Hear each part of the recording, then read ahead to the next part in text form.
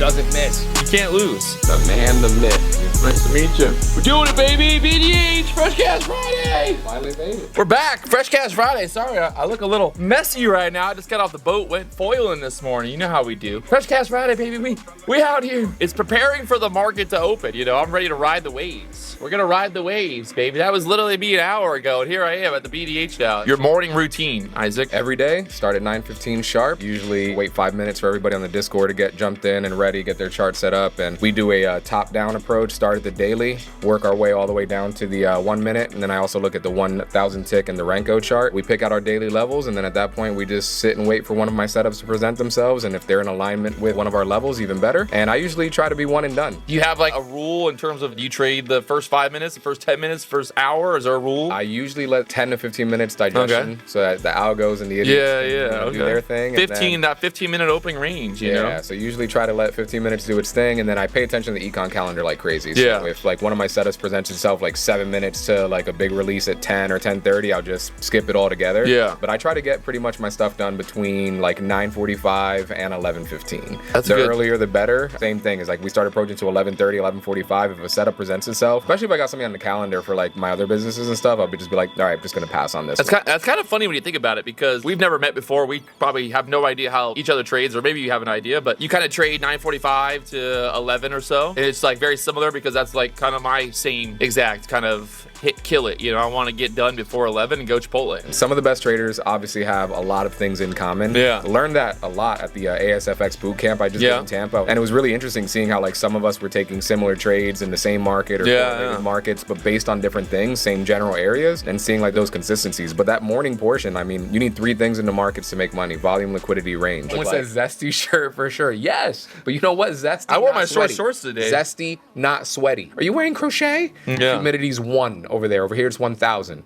Like my trade actually right now. In terms of indicators, in terms of anything special that you have on the charts, what are you looking at? Usually the only thing you'll see on my charts across the board is a simple moving average. It's almost always 200 period simple moving average. And that's across all time frames? Across all time frames. And then so on the 5 minute chart, I look at ATR, average true range, for those of you guys who don't know what ATR is. And I'm always looking for an ATR of 5 or better, right? So if you have an ATR of 5, you have a 10-point target expectancy in the S&P at the very least. And normally you trade ES. Only the ES. So I'm about to say, big on the ticks. Oh, not the ticks. I love me some ticks. These fucking tick guys, man. Every tick counts, man. They just want to be able to post on Twitter and be like, I got 40 ticks. That sounds so much better. Yeah, it does. It sounds a lot better than like, fucking I usually 5 give points. everybody like my height and everything, like in centimeters, like my money and like pennies. When people ask how much money I have, I say, well, I have, about 100 billion pennies. I have so many shekels. I never traded anything else. I've never owned a piece of crypto. No crypto, never? Forex. You got to get on the little degenerate game, dog. I try to not be. You never traded 100 times leverage? Come on! Never. You are not alive until you do that. I had a buddy of mine. I'm afraid of the feeling. Oh, it'll fucking blow your mind. I'm like good at moderating myself. Yeah. I'm like, I gotta steer clear. I used my to first stock purchases and sales were through Robinhood, and that's it. I use the value area as 70%. Volume's obviously up, down, row size 1, and it's ticks per row. The simplest way to explain volume profile, really, at the end of the day, is you're looking at where the most transactions have happened on the day. So, like, if you're looking at the ES and the E, there's like all the volumes happened at the 5,700 area. That's kind of like point of control area. Like, that's a high interest area. Like, it's almost like you're looking at that as like support, because you're like, hey, I know there's been a lot of transactions, a lot of people buying and selling support at that or level. Resistance, or you can just target it, right? So it uses like Gaussian bell theory. Yeah. Let's say the price is at 5,705 and there's a ton of volume traded at 5,700. You're kind of like, that would be support. So the difference between volume profile and market profile is volume profile is exact. Like, it's an actual volume read. So you have to have market generated information that you pay for to get it. Market profile is an estimation based on how much time price is set there in one certain level. Yeah. Catalyst that led to consistency in my trading, trailing my stop into profit. You could have a shitty strategy, you could have no strategy. In the S&P, if you throw a market buy or a market sell at one point or another, you're gonna be at least 3 points in the profit. Like, just by chance, right? Now, not quite that much. Rolling the dice. The rules in my system are, as soon as you've met 6.5 points of green on your trade, I take my stop from -10 points to +4 4.5 points. Any other trailing beyond that point is discretionary, right? So I sometimes would trail like 7.5 points, but it's usually 4.5, then 10.25. And so like I'll just kind of trail and like give the trade enough room to breathe. But that to me single-handedly took me from break even or not profitable at all to completely profitable. People will work all freaking day at a job that they can't stand with coworkers they hate and asshole boss for like $300 for the day, depending on like what your hourly or salary is. And you'll see a trade and you'll be up, you know, $650 and not lock in 4.5 and think that you did a good job, that you had a good day. True story. Like, and you'll do it sometimes in 11 minutes, right? So you want to like do with an 8-hour shift and a 1-hour break and a 1-hour commute both ways plus 30 minutes to get ready. And it's like here you could go ahead and just lock in 4.5 points in the S&P, make $450 with 2 contracts in under 10 minutes. If I get ticked out, a lot of times you're right and tight, meaning right, you had a good trade and it was moving in your direction, but your stop might have been too tight or you just trailed, you know, too quickly, which I say you got to have fast fingers, right? Like see money, take money, right? Oof. With Tradeify, when I was in the straight to funded account, it gets a little weird because after 10 days, you're like, okay, you know, you kind of like start thinking about that. You start thinking about it?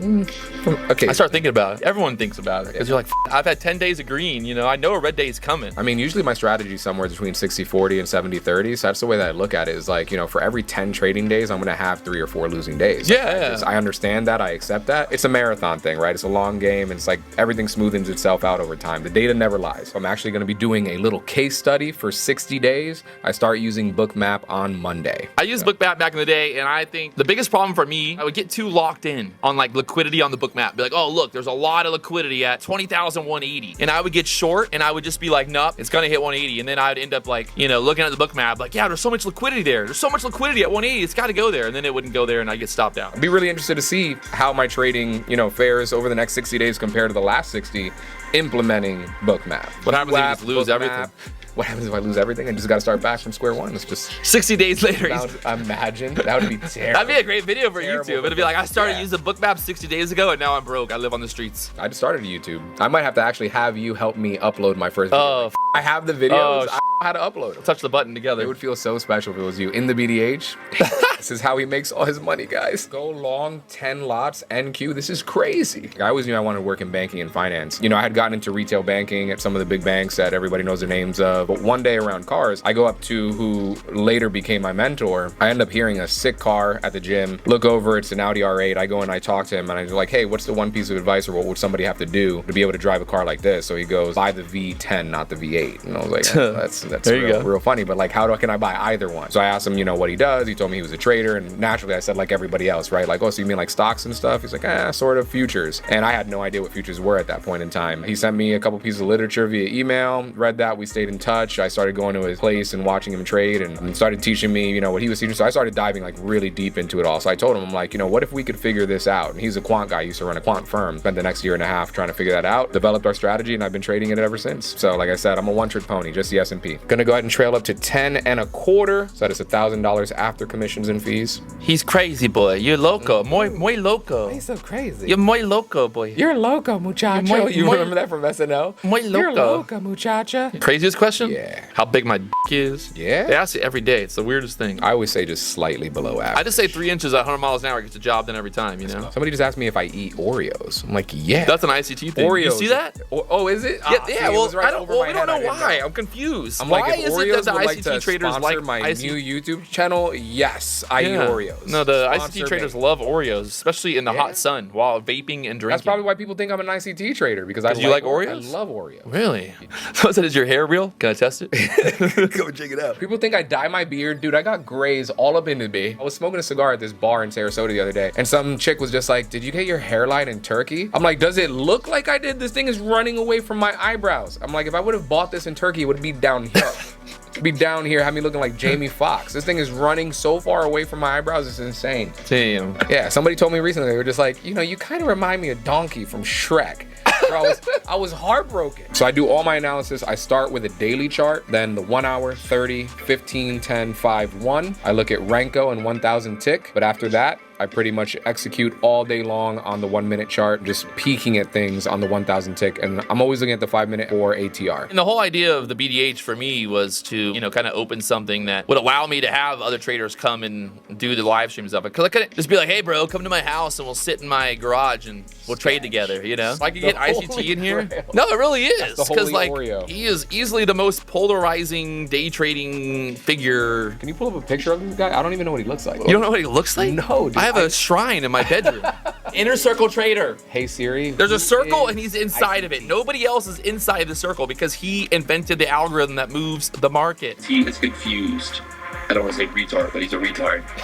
The point of day trading is Good to song. make money. I know he's pretty dumb, but I think he's confused and sane.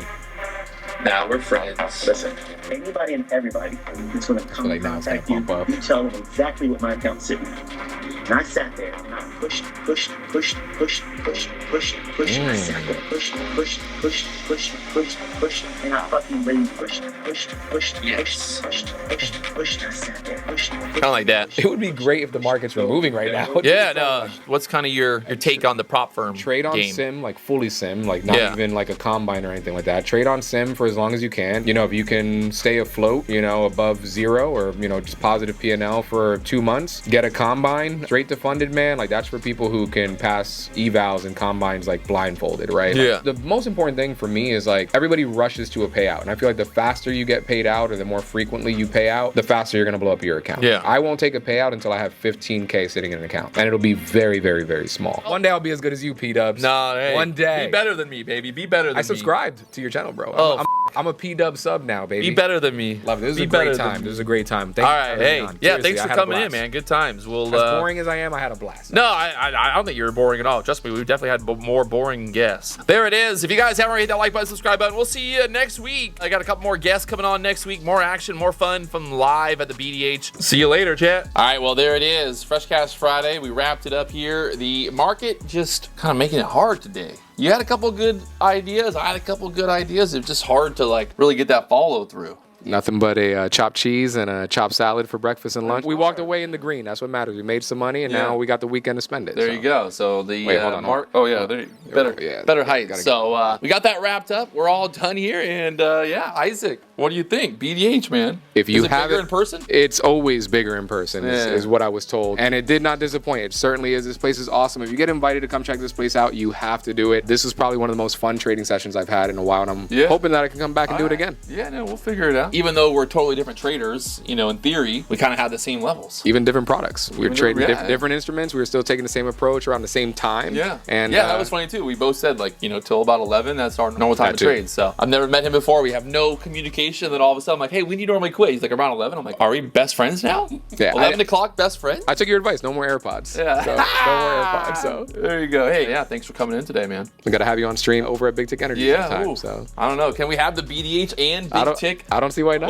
Will it get weird? BTE BDH All right, takeover. I all think right. we got to do it again. There Gonna it have is. you All on. right. Hey, thanks for coming. I'll for see having you me. around. Take it easy. Let's go.